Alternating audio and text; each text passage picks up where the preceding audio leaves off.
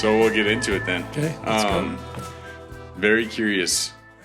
We're recording this episode March 2026, where we've had like the driest winter, I think, in like since the Dust Bowl. I've heard some saying at least 40 some years of, yeah. And I heard something about like a heat dome where it's like the weather system that's kind of like trapping the heat here and keeping all moisture out. Do you know anything about that? Well, I don't know that I know a whole lot about it, but we are getting what we're seeing is a lot of stuff's coming off the West Coast and it's splitting and basically going around us. So this heat dome you're talking about could be, I haven't heard that specifically, but we are seeing that a lot of the jet streams are kind of missing our area and we're just getting hit with a lot of extreme heat. I mean, the temperatures we're having right now it's just unfathomable. It's not right. Yeah. We're already seeing, runoff in our mountains, which shouldn't be happening until like the first week of June. Right. So, I mean, let's talk about what this looks like with this winter not really ever coming. Like correct. Montana, Colorado, Utah, Wyoming. I mean, it never really got a good snowpack. Since you're kind of the expert in like water and what's going on, what's the repercussions of the future this summer, the next year or two with this horrible winter? Right. Well, Cheyenne has 8 reservoirs that we operate, from here just west of town, clear over into the Sierra Madres, the Snowies. But basically, you're correct. This year, the highest snowpacks we got were probably about 80-some%. And that's called the snow water equivalent.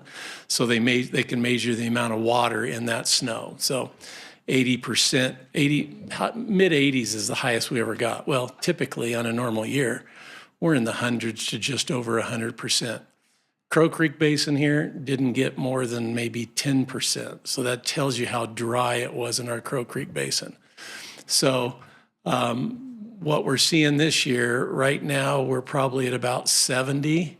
And it's dwindling every day with this hot temperatures. So how that's going to impact us is just our ability to fill our reservoirs, because that's how we provide water to the city. We store in the runoff period in the spring from whatever Mother Nature gives us in snowpack, and then we store that all year and deliver it to Cheyenne to provide us water throughout the summer, fall, until the whole cycle starts over again. So fortunately, last year when we ended, we were able to fill all of our reservoirs. So our reservoirs, even right now, are about at normal operating ranges. So we're not concerned by their level. The thing that concerns us is over the next couple months, what are we going to see in snowpack runoff? I mean, when it's as warm like it is, things can happen, several ways. It can get hot real quick and that snow is gone. It's gone like in a week, 2 weeks. Well, that runs off so quick, a lot of times we don't have a chance to collect it, or the ground is so dry that it absorbs a lot of it. So the runoff is just not what we need. The ideal is you get those little bit of warming, cooling at nights, and it just slowly melts that snowpack. So with what the temperatures are looking like this year, it does not look pretty. And so we're definitely watching and are concerned that we may not fill our reservoirs. So that doesn't mean we won't have water for this year, but we may have to do some further cutbacks or, asking residents to conserve a little more just so we can get through this year, with the hopes that next year we'll have a decent snowback and maybe we can recoup. Now, if we have multiple 1, 2, 3 years like this, that's where it's going to create serious problems, and we're going to have some serious restrictions on, maybe no lawn watering. Sure. I mean, that would be the first thing to cut, would be lawn watering, and then, I hope we don't get any past that, but those are the types of things that we got to look of how we can conserve water. Right. So, and with, I guess, like farmland and agriculture, with watering, because the Platte feeds a lot of stuff from, like northern Colorado all the way up to Casper, over through most of Nebraska. Correct. So what is that going to look like with, people watering agricultural grounds and stuff? Well, the fortunate thing, most people that do ag watering, they pretty much have senior rights, meaning they have, late 1800, early 1900 rights, and a lot of those rights are protected under any type of decrees or water law that's done in the state on these, like the Platte has a decree, but there's certain dates set that most of these irrigators have senior rights. So they're not going to be affected like that. Who's going to be affected is the more junior users, municipalities, industry that may not have senior rights. They're going to be the ones that are going to be cut off first. And you mentioned the North Platte. I just saw numbers the other day. The North Platte does a 30-year average, and their 30-year average flow in the North Platte this year is going to be about 39% of a 30-year average. So the problem this year, we're getting hit over in the middle of the state. We're all, you're hoping that maybe one drainage will do well and another one will hurt. This year, they're all getting hit.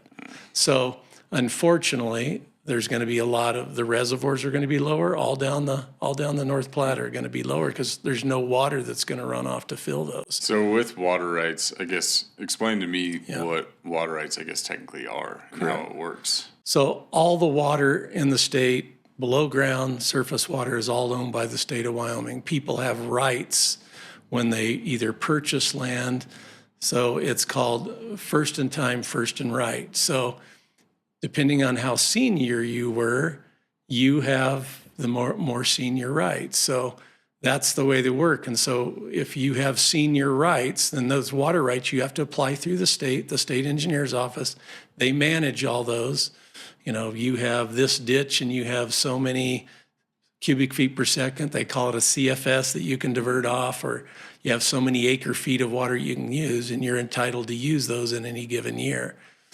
And so they manage all that, and they make sure that people stay within those limits. So if there is cutbacks or there's regulation on a river or a water body, then the SEO has to step in and they put limitations, and they'll actually go out and shut people's head gates off, or tell them you can't divert water anymore, or you have to stop pumping, or you can't collect water.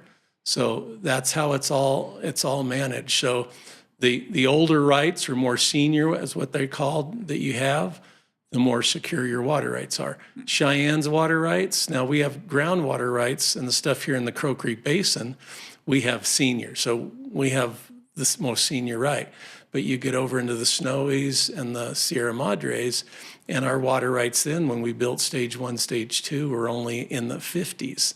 So, the 50s down to the late 1800s, early 1900s, there's a lot of years there that people that are ahead of us, that they're going to be kept on before we are. So that's kind of how it works. And so every property, city and ag property, everything is metered, and that's how they monitor, like pulling from the river. Most industries, municipalities, were metered. We know how much we pull off. We have to report that to the state. Now, irrigators, some of those are metered on some of their wells, but a lot of their diversions are just a head gate, so it's a weir, and so they can look and determine a level of water, and they can calculate that into how many CFS that they're flowing in that, and make sure they stay under their entitlement. And those can just be inspected, but they have to report as well. And so there's people that work for the state engineer in the 4 regions around the state, and they have people that are in the field monitoring that under times of regulation. So. Gotcha. And what does it look like with, I guess, our neighboring states? Do you track everything outside of Wyoming too as much, or do you not look into that too much? I don't have to look into that much, other than just local people that I work with in other states to see how they're doing. Now, the state engineer's office controls the water in the state of Wyoming, but there is, like I said, there's decrees. We're a headwater state. So what that means, we've got several drainages that start in Wyoming and drain out to other states. So there's regulation on all those. The state engineer is responsible for managing that water to make sure there's enough there to meet not only what our state needs rights are, but also if there's other needs from adjoining states. So they have to monitor all that to make sure. And so somebody may put a call in another state that, hey, we aren't getting our right, that works its way upstream, and they may have to shut people off that have more junior rights. Sure. It's pretty complex. Yeah, it sounds like it. So do we have water from Wyoming going to other states farther away? How does that work? Like, I thought someone was talking about how California, will have like water rights that technically like the drainage goes all the way down to them because they need it. Or how does that work if someone like Wyoming is going through a drought and then other states are getting like great amount of water? Is there a way that the water travels across multiple states for states who need it, or is that not really a thing? On the major rivers, there is water rights that are entitled to our state, but then there is adjacent states that have right. Just use Nebraska, for example. The North Platte, there's requirements that Nebraska has for that water. Wyoming is responsible to do our part, use what we're entitled to, but then there's also a certain amount by an agreement that was made between the states that they need to provide every year. And so it's the same thing with, it doesn't go like beyond states. Now I'll tell you, like the Colorado River, that's the Colorado River decree. Now there's upper basin states and lower basin states, and they split that water between the upper and lower basins. And so that's managed as well. Now that one does go clear to California because the lower basin states are California, Arizona, and Nevada. The upper basins are Wyoming, Utah, New Mexico, and Colorado. And so they split that river up. So much went to the upper, so much went to the lower. And so each one is entitled to use their amount that's appropriated by the agreement, and they're required to deliver downstream what they're required for for us, it's the lower basin states. Gotcha. So that's in short. But all the rivers have that. There's the Snake, there's the up in the Northeast stuff that goes into the Missouri. There's all kinds of different basins that drain out of the state of Wyoming that does feed other states. And ultimately, we all know anything that this side goes to the Mississippi, the other side heads out to the Pacific Ocean. So we're kind of right at the divide. Sure. And everything splits. So we're in a really kind of a unique situation. We're at the top of the hill. The thing about that is we have excellent water quality because you can just imagine water traveling down rivers and people use it, dispose of it again. People use it 3 and 4 times in some places on the east side of the country, but we're very fortunate to have very pristine water resources. Yeah, I guess I never thought about that. Water being, one, traveling so far, but being taken out and then put back in. Right. Because, Board of Public Utilities has the water treatment plant too. So Correct. Is that an example of water gets taken out, treated, and then put back in? Yes, our water that we use we're the first user. Yeah. We pull it out of the mountains, we bring it into Sherrard, treat it. It's used in the city, goes into the waste system, it goes to our water reclamation or our wastewater plants. They treat it to a standard that the state requires us to treat it to, the Department of Environmental Quality. We have discharge permits, and we have to meet certain criteria before it can go into Crow Creek. So all of our water goes into Crow Creek, which ultimately drains down into southeast Wyoming, northeast Colorado, and then ultimately ties into the South Platte. And then the South Platte and the North Platte converge over like by North Platte area. So yes. So that whole system is happening downstream over and over and over. Water gets again. pulled out. And we're in Cheyenne. People even put it in ground. Even if you use surface water, for example, say surface water on the surface, you irrigate, flood irrigate. That water, some of that's used, some of it's evaporated. Mm-hmm. It goes back down into the ground. That can either go percolate and go back into streams that are adjacent, or sometimes it goes into the groundwater. Same thing. So. But Mother Nature is a good filtering system. Yeah. Typically, anything that anybody discharges to a river or a creek has to meet a certain standard. Sure. So it's not like you're drinking somebody's raw wastewater. That's just been mixed in a big river. Yeah, I guess I just never thought about that as much. Well, that's nice. But we're fortunate that way. Yeah, we get first use. With this year, what is this? Do you know what it's going to look like with like wildfires? Are we going to have just a horrible year of wildfires? The potential is really, really high. I mean, I hope we don't, but, with the way things are so dry, the lack of water, I'd love to get some rain here in the next months, even if we don't get snow. It'd be great just to get some rain. But, the potential is really high, and the humidity level's been really, really high. But I will say, the Forest Service is doing a lot around our facilities, our reservoir facilities, to kind of mitigate fire potential just by cutting down a lot of dead timber. They've done a lot of thinning. They've done a lot of thinning just right out here in the Vitavu area, just west of us.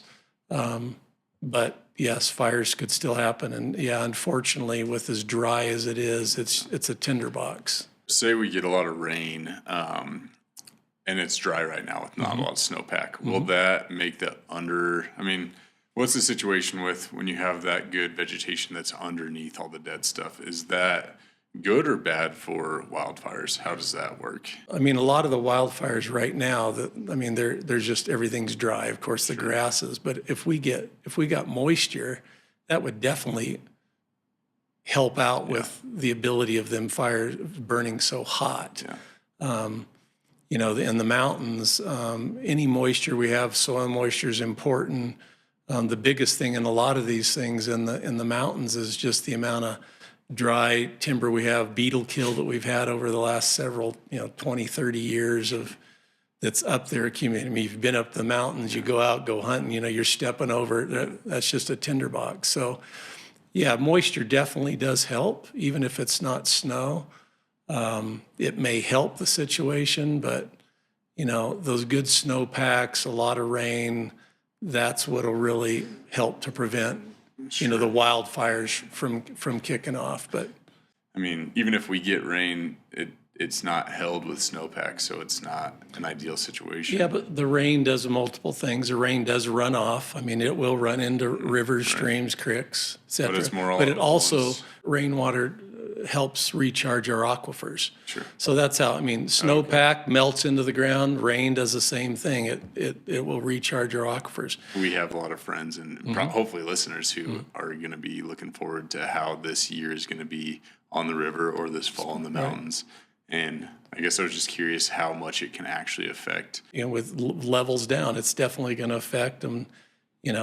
I have a son that fishes a lot. I know he likes to go certain times, and there's a lot of flush and flows that the Bureau of Rec does along the North Platte that really helps with fisheries. I know they're still doing those because I've talked with them, but there's just going to be less amount of water to do that. I got a new houseboat a couple years ago, and I was really looking forward to this summer. I'm hoping I can go up to Glendo and use it, and I think I will be able to, but the pool is just going to be less than on a normal year. So I think people will adapt, but the thing that worries me the most is multiple year back to back of this. There's no water draining in there. There's not going to be any water. You look at Seminole Reservoir, where we store some water over in the North Platte, is like 1 million acre feet. It's only about 30 to 40% full right now. So you think about 1 million acre feet of water, and it's only 30 to 40%, and we don't get a good snowpack. You get that happen multiple years in a row. There's going to be some serious decisions to make of how and who we supply water and how we may have to do things differently. Yeah. I guess what would that look like? Knock on wood that does not happen, but what would that look like after 2 or 3 years of catastrophic? Well, Cheyenne's figured with our water that we have, we probably got 80-some thousand acre feet in all of our reservoirs. So we could probably go 2 or 3 years without, we'd do conservation, but if you didn't do any conservation, you could probably go 2 or 3 years before you deplete those. So the issues with that is if you deplete them that low, you get down, there is dead pools in every reservoir. There's certain amounts you just can't get it out. But if you did that, then at some point you've got to figure out, okay, if we don't get more water, how do we fill those? And if that's your water source, you're out of water unless it's groundwater. Sure. But we're seeing the same thing in the groundwater table too. You know, we try to be very careful in pumping our groundwater system, just so it recharges, is what we call it, allows it to kind of, and we've seen fill back up. We've seen that happen. So it's kind of a fine balance. But I mean, once that happened, if you depleted things that much, I mean, you're kind of stuck supplying what you have left, and if that runs out, you don't have water. I have, in the almost 30 years I've been in this business, I haven't seen that many years back to back. Usually you may have a couple, 2 or 3, and then you got a good one, or you'll have a bad one and then the next one's, you know. So we're keeping our fingers crossed and hoping that, you know, we will get some snow. This year, though, is for a long time, since back to probably 2002 was a bad year as well. This is one of the worst I remember, just with temperature-wise and the heat and the amount of the moisture we've got. It's just, it's scary, so. Yeah, it's not been good. Can you remember a year like this where winter never actually really set in? Because I think that in Cheyenne, we got maybe 2 or 3 like kind of snowstorms. Yeah, very little. Not to this magnitude, really. And I've been here probably 30 some years. You've probably been longer. But yeah, I do not remember one being this bad, you know, in that period. I remember 2002 was a real bad drought period, but I think we got some moisture. But, and at that time, may not be fair, I wasn't in the same position I was in then, but I do remember it being an issue. But right now it's front and center. And yeah, this year is just amazing of what we're, you know, seeing temperature wise. Right. I guess this is a good transition to introduce yourself, to give some credibility to what you're talking about. So obviously I know who you are, but do you want to give a brief explanation of who you are and what you do? Yeah, so my name is Brad Brooks, and I'm the director for the City of Cheyenne Board of Public Utilities. I've been with the board, it'll be 29 years, going on 29 years. Came back to the board in 1998. Started as a construction project coordinator for the board. I'm a civil engineer by trade. Did that till about 2005, when then I applied and got the position of our operation and maintenance manager. That's the guy that's over the guys in the field, the guys you see that do all the work, keep our lines operating, water and sewer in the city. And then in 2017, I became the the engineering and water resource manager. So it was over our engineering group and then water resources, which we're talking about right now, all of our dams, reservoirs, well fields. And then in 2017, I became the director after my former boss. His name was Tim Wilson, great guy. Learned a lot from him, took over as the director, and I've been the director since 2017. So are you technically an engineer then? Engineer by trade. Yeah. I don't get to do much engineering anymore. It's pretty much people and management. Yeah. Do you miss the engineering side of things? I do. It's fun. I still get, I get to dabble in it because we do a lot of development work with developers, and, you know, I get to give input on some things. Our engineering group's really good about that, of including me in on a lot of things. We have a lot of people that come to town that want to move their businesses here. So we look at trying to meet with them and answer their questions. And so I guess explain the Board of Public Utilities as well, because I feel like it's not, it's more complicated than I think I understand it to be. Yeah, the Board of Public Utilities was started in 1943, excuse me. It was April 27, 1943. And it was started, it used to be just operated all by the city. It was started to just handle the water and wastewater operations for the city. Some cities have it under their city government. The city of Cheyenne chose to form a Board of Public Utilities, and it's allowed by state statute. And so how it works is my bosses are 5 individuals. Those 5 individuals are our board members. They are appointed by the mayor. So the mayor has to appoint them all, and then they are on for a 6-year term, and they're staggering terms. So we meet once a month, have a board meeting, which is every third Monday of every month, and we meet and discuss matters of the board. Our relation to the city is I attend the mayor's directors meetings. The mayor isn't my boss like some of the directors that work for the city, but I report to him and keep him informed. We have a great relationship. So I attend their meetings just to address water sewer type issues. And then with the city council approves our annual budget every year. So that's our connection to city. When the city turns in, like right now, we're getting ready to do our fiscal year 2027 budget. We're turning that in. The council will approve it, and then we manage it from there on. Our board, we make all decisions. So once it's approved by them, we prepare it. Then we do the day-to-day management. We don't have to go back to the council unless there's a major reappropriation. Something's majorly changed, but. Do most other cities have the same setup with the board? There is some, but a lot are just part of the city. Gotcha. Like Casper, Gillette, they're part of the city government. So Cheyenne's different. Cheyenne's kind of unique, yeah. Why is that? I think it works really well. The other thing that is unique as well is so we have a water account and a sewer account.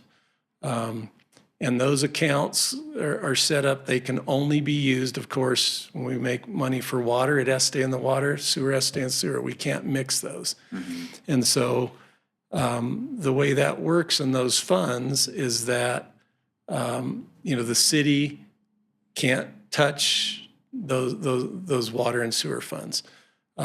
So on a normal city operation, a city government could say, hey, that's another one of our funds. We can dip into those and move money around as we need be. So that is something that's nice because the way it's set up right now, the funds that we get in, which all of our funds come in from, the way we take care of all of our maintenance is all the fees that people pay, your monthly utility bills. We also charge system development fees, tap fees.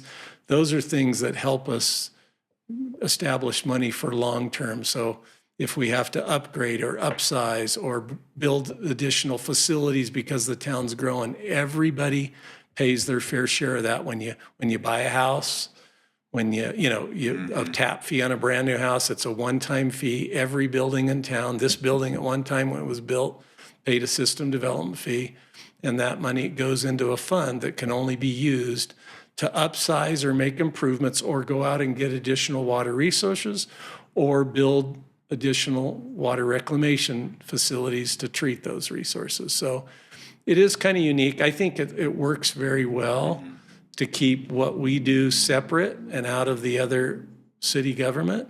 I think our council right now is very supportive of us and likes it.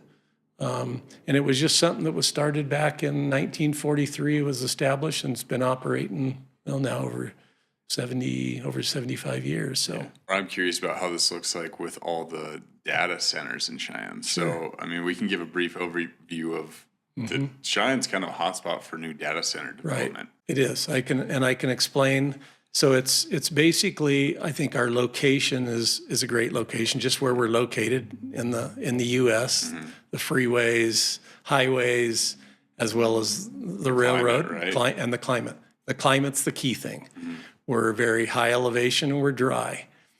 So a lot of these data centers, of course, we know they have to cool all the servers, their facilities, because they create a lot of heat.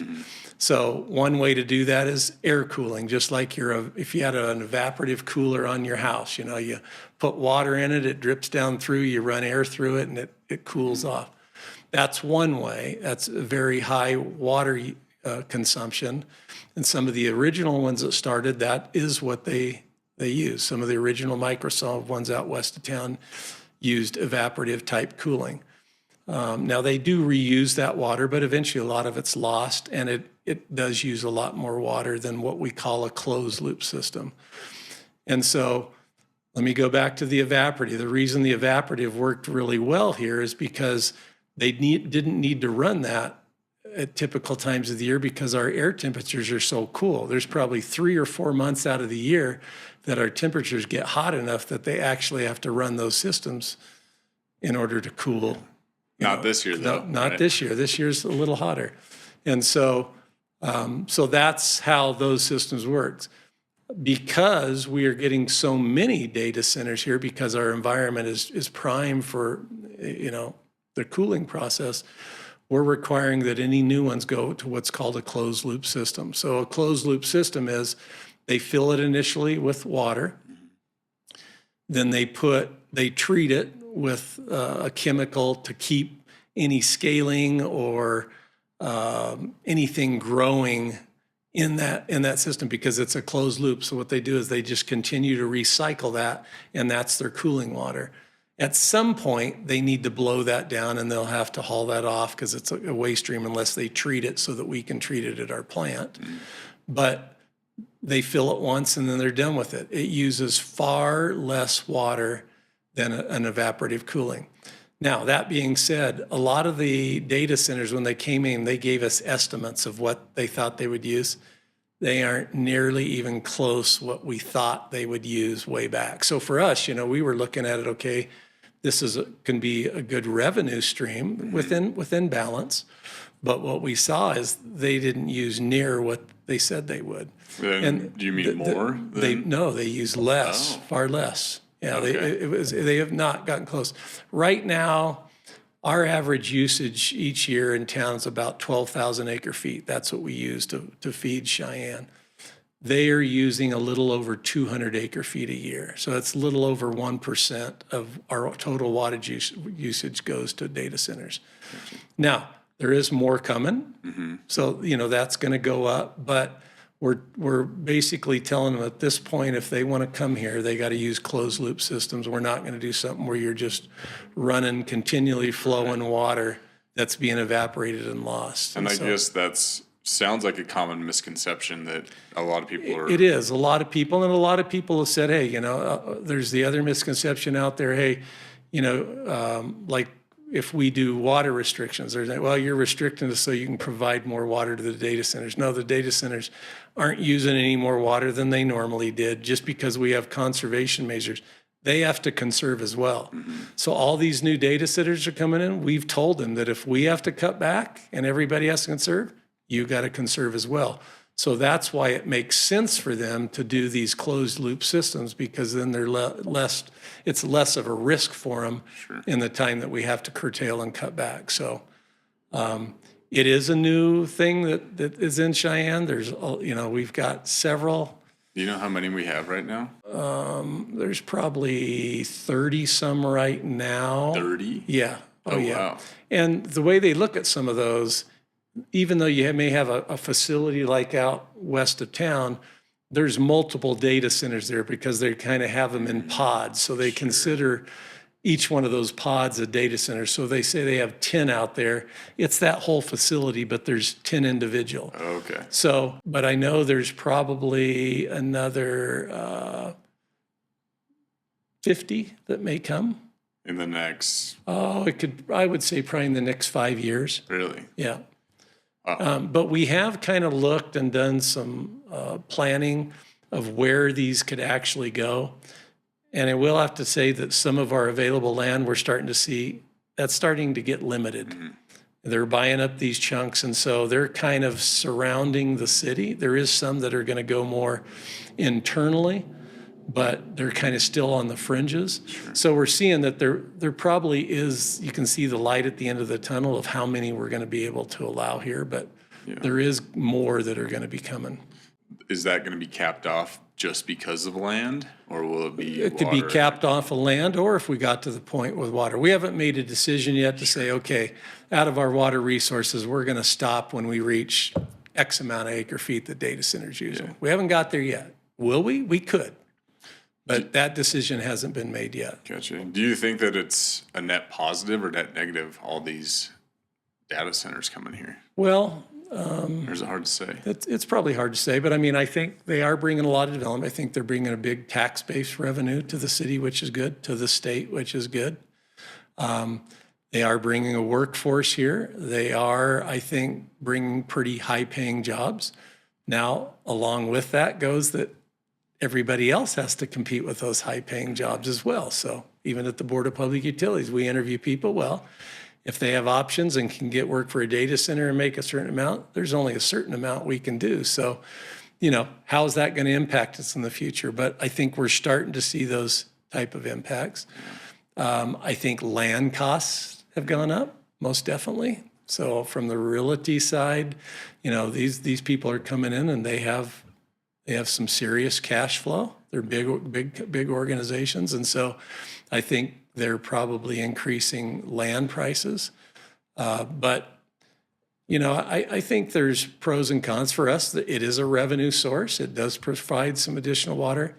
A lot of people may or may not realize, but about 4, maybe almost 5 years ago now, the refinery used to be our biggest user. They use 2 million gallons of water a day. Wow. And when they went to renewable diesel, they use under 1 million. It's only like maybe 750,000 acre feet a year. So they really took a big drop. Well, that big drop is taking us a long time to make up because it takes a lot of users to come up with that loss in revenue. So I would say the data centers have helped out with that. I think it'll be just a thing that our city governing body is going to need to determine, when is enough enough. We'll definitely be letting people know if we feel like water, our water amount. We have enough water right now for probably another 40 some years if we didn't have to deal with curtailment, the way our growth pattern. We're actually seeing our growth increase and we're seeing our water usage decrease. So we're using less water today than we probably were 10 years ago. Really? Yeah. So that's something that you brought up before we started talking. Is curtailment? Correct. Is that what it is?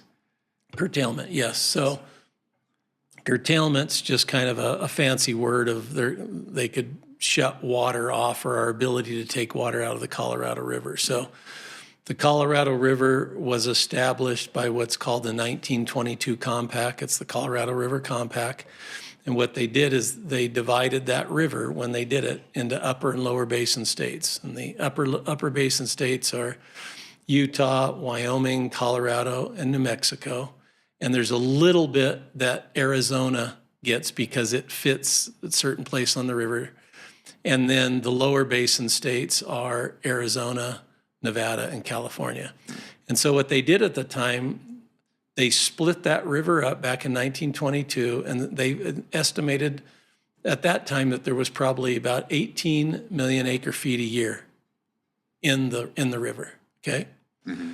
And so they divided the river 7.5, 7.5. 7.5 million acre feet for upper basin, 7.5 lower, that's 15 million acre feet. We got 3 million acre feet left, okay?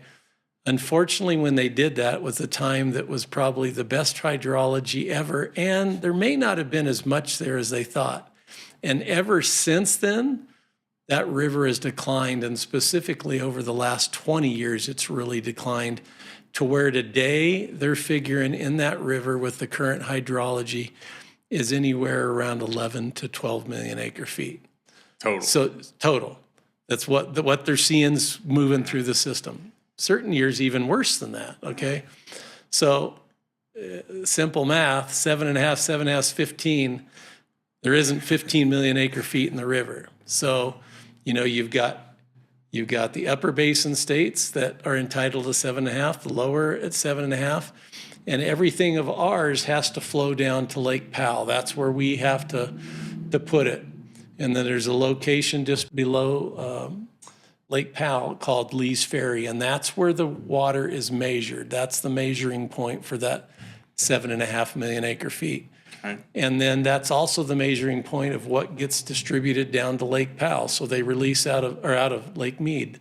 They release out of Lake Powell to Lake Mead, and then Lake Mead's where people pull off, like Arizona, California. They have huge pumping stations. I visited it last year, these mega pumping stations that pull out of the river there, and then they pump it for ag and municipal uses. So what's happening now is if there's a curtailment, meaning we don't have the amount of water, then they're going to have to determine This year, they had a deadline by October 14th where they had what was called the 2026 guidelines, that they had to make a decision, upper lower basin, how they're going to manage the river after the 2026 guidelines expire, which they expired last November. And so basically now they've been at the table. They had a deadline of February 14th. They have it figured out. They did not come to an agreement. They're still working. But what will happen now is the Bureau of Reclamation, or the Department of the Interior that manages all these rivers, will come in and say, they're going to come up with a plan and say, this is how it's going to operate. And that's going to probably mean some cuts for lower basin, some cuts for upper basin. And so if next year, for example, we have another bad year and they determine there's not enough water and we need to cut back in order to keep Lake Powell full. The other thing with Lake Powell is all these dams have hydro on them. So you start knocking down the power pool or the elevations of these reservoirs, and then you start affecting the ability for them to produce electricity. It affects the whole Western United States. So there's all these implications, not only for, potable use for domestic purposes and ag uses for farming, but there's, hydropower. There's a lot of things that start affecting the economy really, really quick. So if we cut into a curtailment, then what they'll do is they'll say, okay, upper basin states, you got to reduce by this amount. Lower basins, you got to reduce by this amount. That means there'll be extra water that should be in the river to go down and help start filling Lake Powell back up. And so for the upper basin states, out of the whatever that amount is, they've taken that 7.5 million acre feet and divided it amongst all the upper basin states. And I can tell you that Wyoming's portion is 14%. So we're entitled to a little over 1 million acre feet a year that we can use in Wyoming based on the 1922 compact. Now, when they do curtailment, I don't know if they're going to say, okay, upper basin, we need you reduced by X amount of acre feet. Wyoming, your portion is 14. You've got to come up with 14 of that. Utah, yours is, I can't remember exactly. I think it's 20 something. You've got to come with that. I know Colorado has the largest. Sure. But not sure how they're going to divide that. But if they do, then they're going to start at the top of, remember the water rights I talked about? Anybody that pulls off Colorado River water, they're going to start at the most junior, and they're going to start working their way down the list. And they're going to go back to your last year and see what your beneficial use was. And it'll only be to people that had used the water. So say you had a water right and you didn't use it last year, they won't come to you. They'll go to the next guy down because, okay, you didn't use it this year. So there's no net positive. Sure. So it's pretty complex, but that's kind of what we're up against. And so we're going to have to see how all that works out. And if that's the case, is that going to be just for a year, or is it going to be multiple years? And so, that's what curtailment that we're worried about, is that they're going to step in, which they're entitled to. I'm talking the Bureau of Rec, and or even the states, lower basin may come to some agreement and say, okay, we're both going to have to cut back this amount. And then how is that going to be distributed amongst the upper basin states? So it's pretty complex. It's going to be a lot of work to figure out, but when it happens, it's going to be real. So yeah, this whole water talk is making me realize how much of a business it actually is, and how more complicated. For example, our water that comes out of the Colorado River system makes up about 70% of our water. The other 30% comes from our area over here, Crow Creek drainage, which is very little. And Crow Creek can vary from 400 acre feet a year on a two-bad year, like this year's probably terrible.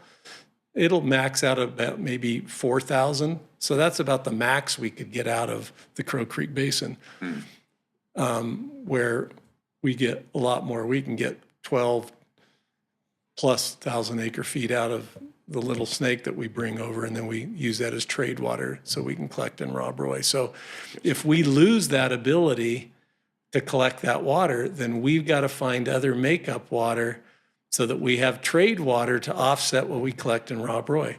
And it's a whole thing of plus and minuses. Because we collect in Rob Roy, that would have went to the North Platte. And because we don't have rights to collect that water, we went and got trade water in the Little Snake that we bring through, and we release that into the Platte gallon for gallon, and that's our offset.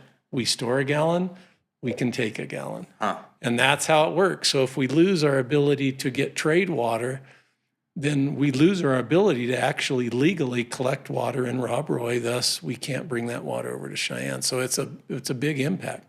So we're looking at about 7,000 acre feet that we're trying to need to replace for makeup water. And we've got a couple options. We're working with some people on the North Platte. One's an irrigation district, another's an industrial user. But we were trying to get some agreements with them so that in the case we had curtailment, we've got the options of having some backup water that we can purchase from them. But that water costs, and it's not cheap water. So, those are just other things we're going to have to look at in the future of trying to get ourselves set up so that if and when curtailment happens, we're prepared. Interesting thing. So there's just all these moving balls, and it's pretty complex. It is. So. Something I was going to ask you, kind of just this quick tangent. Is it true that all water coming down from Rob Roy is gravity fed?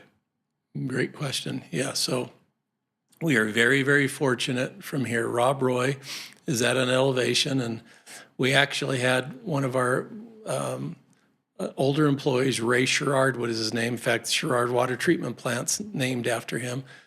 He actually came up with others in the state that it could be done back in probably the 50s, 60s. He actually went out and surveyed an alignment from the Rob Roy site clear over to Cheyenne, packed it on his back, a level, and shot levels to verify that hydraulically the water could get over the mountains. And it does. It comes out of Rob Roy in pipelines, goes to Lake Owen, and in Lake Owen, any pressure that was built up is lost there because it goes to atmosphere.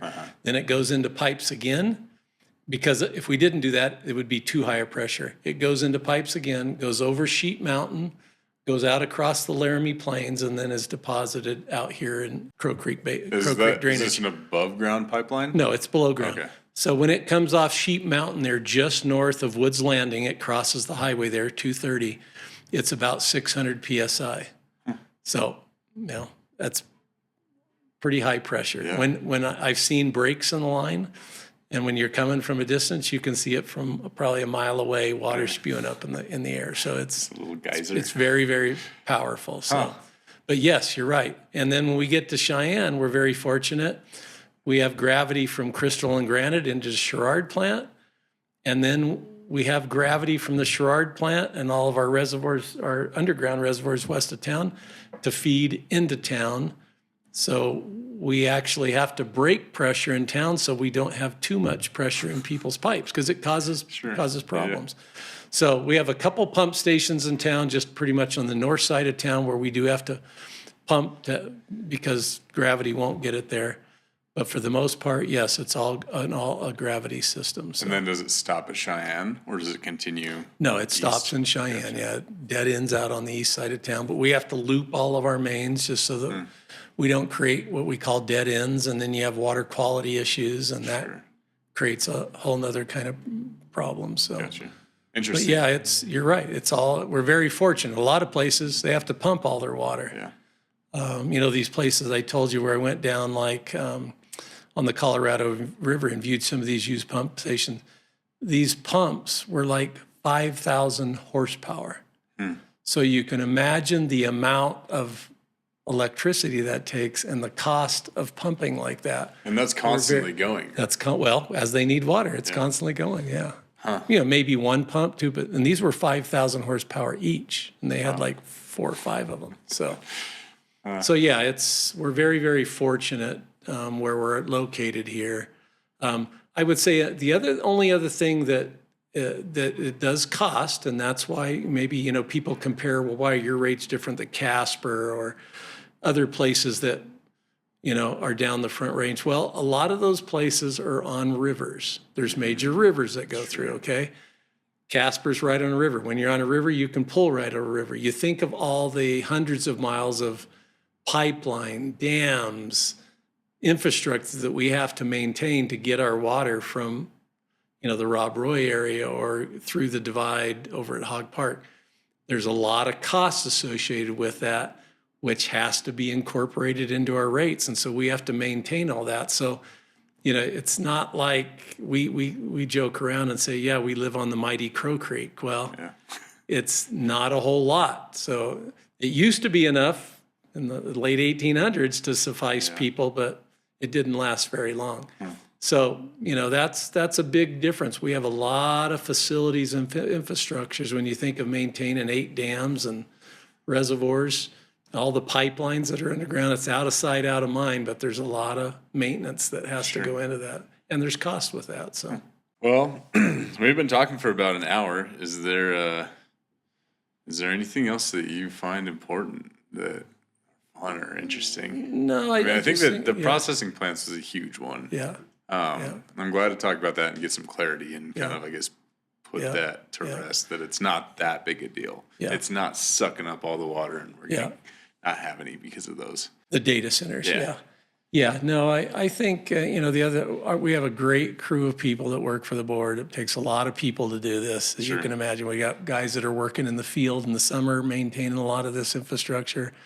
Our wastewater facilities are top notch. Our water treatment facility is top notch for where we're at in this region. We have a lot of people come tour our facilities just because of some of the processes that we use. So we're just very, very fortunate. I mean, I would just think we try to be very conscientious of our cost of water and sewer services. We do rate comparisons, we do rate analysis and studies, but there's certain times, costs of everything have just skyrocketed, and we try to do our best to maintain that.